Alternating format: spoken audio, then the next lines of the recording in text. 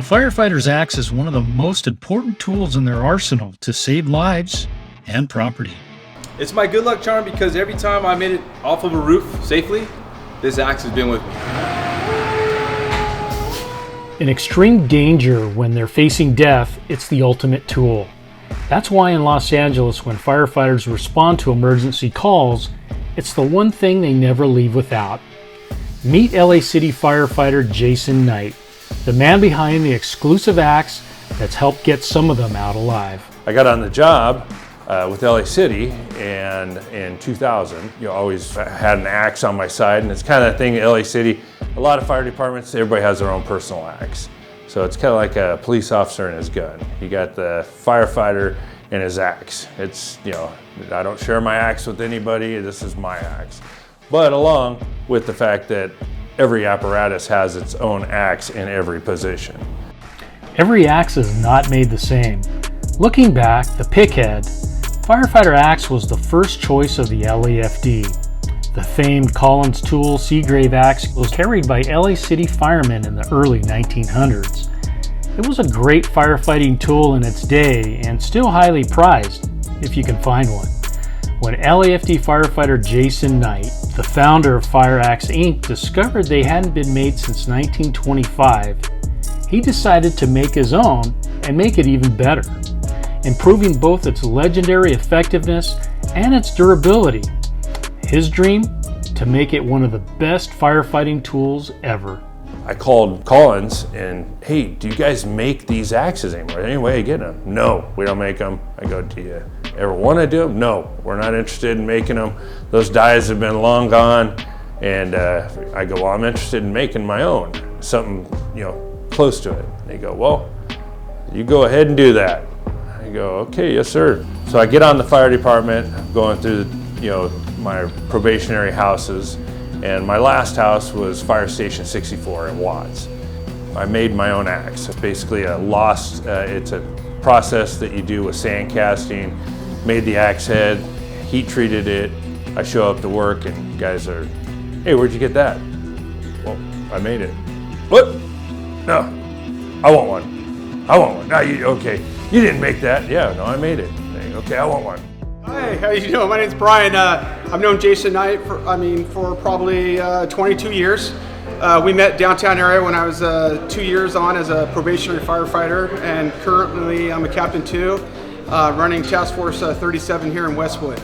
To break it down, I've had 2 axes in my career here at 37s, and both of them have been Jason's axes.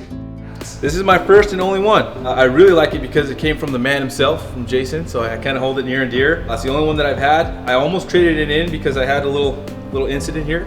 You don't let go of it, right? You don't let go of it, you hold on to it for dear life, because anytime you're breaking this thing out, it is a pretty serious scenario, right? So here we are, it's the head.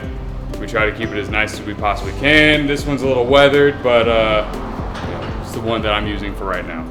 It's the most versatile tool on the fire ground. You could take an axe and use it for digging, prying, purchase points, cutting, wedges, wedging a gap in a door. There's a number of things you can do with your axe. It's just the sky's the limit. What do you want to do with it? And the sky is the limit. At the time, Jason didn't know his labor of love would be making Los Angeles Fire Department history. This is one of the first 300 axes I ever made that says manufactured by Fire Axe Inc. exclusively for LAFD. He got the news that would change his life forever. They do exclusively my axe.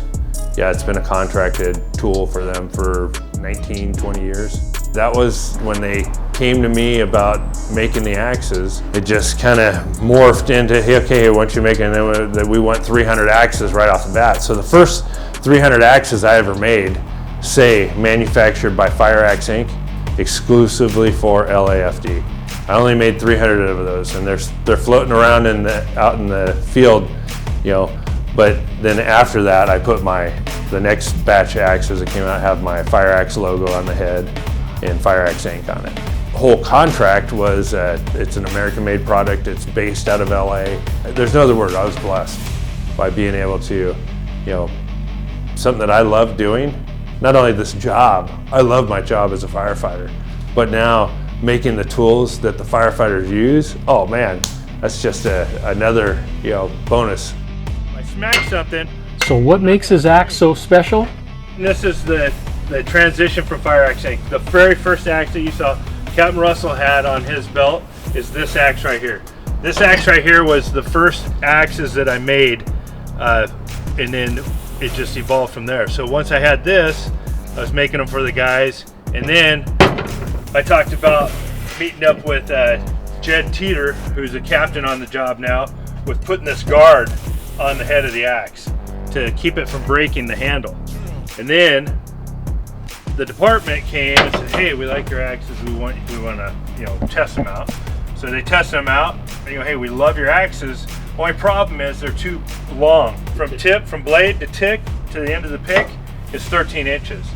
Well, the scabbards were made for a 12-inch head. And this is when I made my dies. I fattened up the guard, made it a lot thicker, if you see, and made it to where the head, when you lay them on top, I took an inch of blade off. I took it off of the front of the blade, and I left the big pick. So now all the axes are 12 inches. Instead of being 13, I took an inch off, so now it's 12 inches from end to end. As for saving lives, LA City Fire Captain Carlos Garcia says after getting trapped in an apartment fire in the Rampart District, he used Jason's axe to breach a wall and help him and another firefighter escape death. And I get to the door, and the doorknobs have been removed, but the mechanisms were still there. So the door had closed and it had locked. So I went to grab the doorknob and I couldn't open the door because there was no knob. So I tried to kick the door, didn't budge because it was a solid core door with a steel frame.